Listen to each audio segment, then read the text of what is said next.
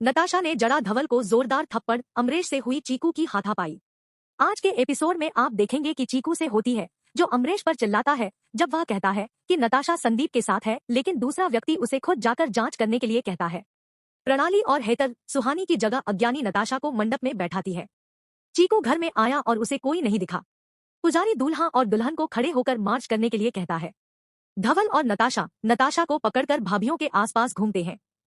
धवल को संदीप को नताशा के पास देखना याद आता है। प्रणाली और हेतल खुश है क्योंकि उनकी योजना अच्छी चल रही है। सुमन शेष और मिठू से कहती है कि वे चिंता न करे क्योंकि नताशा वापस आ जाएगी। अंबा ने अपनी बहू को एक तरफ हटने को कहा और धवल और सुहानी को कम से कम 2 बार अकेले जाने दिया।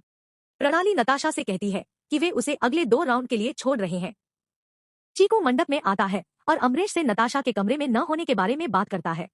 धवल ने कहा कि उन्होंने इसे खुद देखा, लेकिन इससे पहले कि वह अपनी बात पूरी कर पाते नताशा बेहोश हो गई और उन्होंने अपना घूंघट हटा दिया। सभी के लिए यही बात लागू होती है। चीकू और सुमन नताशा को पानी पिलाते हैं। तभी अंबा नताशा को डांटते हुए पूछती है कि सुहानी कहाँ है और वह उसकी जगह क्या कर रही है। नताशा भ्रमित होकर इधर उधर देखती है। अंबा ने गुस्से से अपनी बहू की ओर देखा, उसे देखकर चिंतित हो गई। वह याद रखता है कि क्या हुआ था और समझता है कि क्या हुआ था। अंबा उनसे पूछती है कि क्या उन्होंने नताशा के साथ सब कुछ व्यवस्थित कर लिया है और सुहानी का अपहरण कर लेती है और उसके कपड़ों में उसकी जगह नताशा को रख देती है। हेतल घबराते हुए कहती है कि वे ऐसा नहीं सोच सकते।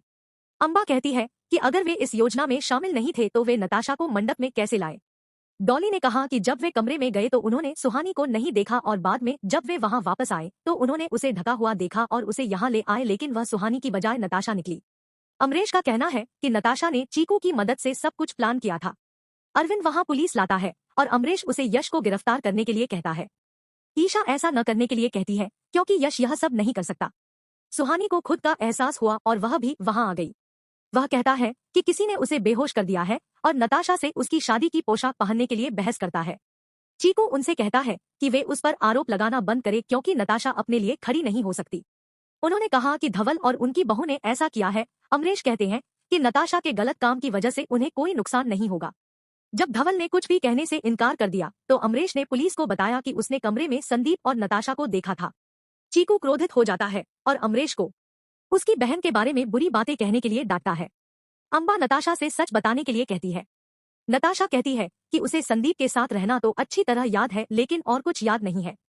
धवल ने उसका हाथ पकड़ा और अपने साथ खींच लिया। वह नताशा से संदीप के करीब आने को लेकर सवाल करता है, भले ही वह बच्चे का पिता हो। सुमन अंबा को नताशा के साथ धवल के पास जाने से रोकती है।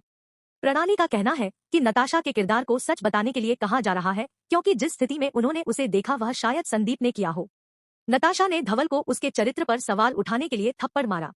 एपिसोड का अंत नताशा के यह कहने के साथ होता है कि वह फिर कभी धवल का चेहरा नहीं देख पाएगी।